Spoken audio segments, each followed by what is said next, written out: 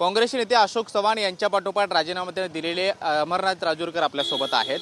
पहिल्यांदा अशोक चव्हाण यांनी राजीनामा दिला, त्यानंतर तातडीने तुम्ही राजीनामा केला, त्यांची भेट घेतली, काय नेमकं बोलणं झालं आणि हा निर्णय घेण्याची वेळ का आली? महाराष्ट्र प्रदेश काँग्रेस कमिटीमध्ये जे काम चालू आहे, गटबाजीला प्रोत्साहन देण्याचं काम सध्या महाराष्ट्र प्रदेश काँग्रेस कमिटीमध्ये चालू आहे।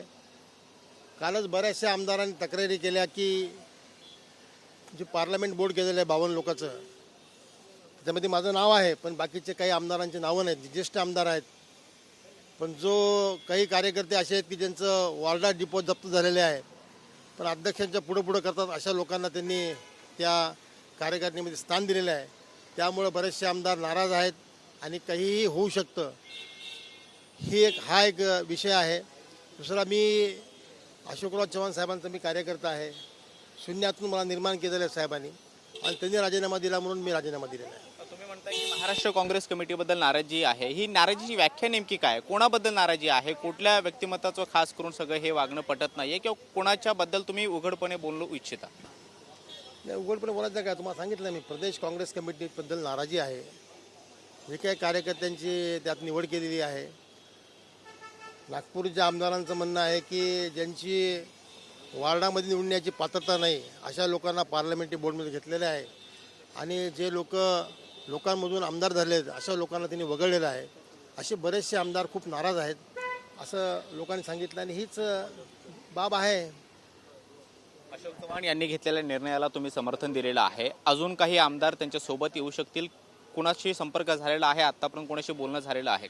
नाही, अशोक चव्हाण साहेबांनी कोणाशी संपर्क केलेला नाही, त्यांनी स्वतः घेतलेला निर्णय आहे, त्या निर्णयामध्ये मी त्यांच्यासोबत आहे।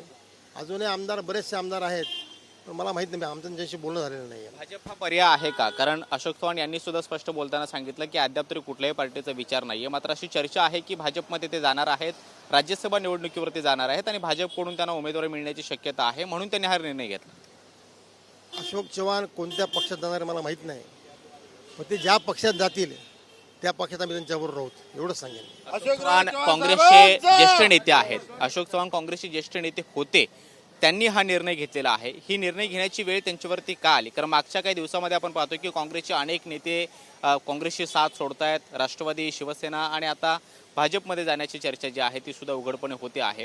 ही निर्णय घेण्याची वेळ काय येते आणि काय नेमकं सांगायचं? आपण स्वतः सांगितलं की बाबा पक्षामध्ये म्हणजे केंद्रीय नेतृत्व आणि स्टेट लेवल नेतृत्व यांच्यामध्ये समन्वय नसल्यामुळं कदाचित, आणि ज्यांना विश्वासात घेऊन काम केलं पाहिजे अशा लोकांना सोडून बाकीच्याच लोकांना विश्वासात घेऊन काम केलं जातं आहे, त्यामुळे कदाचित हा प्रसंग घडत असेल। त्याच्याकरता काँग्रेस पक्षाने चिंतन केलं पाहिजे, एवढंच मी सांगितलं। अमित शहा यांच्या उपस्थितीत पक्षप्रवेश होईल? मला अजून काहीच माहीत नाही। पाहतो की हे अमरनाथ राजूरकर आपल्यासोबत होते आणि महाराष्ट्र काँग्रेसबद्दल नाराजी असल्याचं उघडपणे त्यांनी सांगितलेलं आहे, मात्र अशोक चव्हाण यांचा पक्षप्रवेश अमित शहा यांच्या उपस्थितीत होतो का हे पाहणे देखील महत्त्वाचं असणार आहे। मात्र काँग्रेसच्या एकूणच कार्यपद्धतीवरती सुद्धा त्यांनी नाराजी व्यक्त केलेली आहे, त्यामुळं अमरनाथ राजूरकर यांच्या व्यतिरिक्त आणखी किती लोक अशोक चव्हाण यांच्या सोबत आहेत आणि कशा पद्धतीने हा पक्षप्रवेश पार पडतो हे पाहणं महत्त्वाचं असणार आहे। व्हिडिओ जर्नलिस्ट सिद्धेश नाईक सोबत कृष्णा सोनारवाडकर, TV9 मराठी, मुंबई।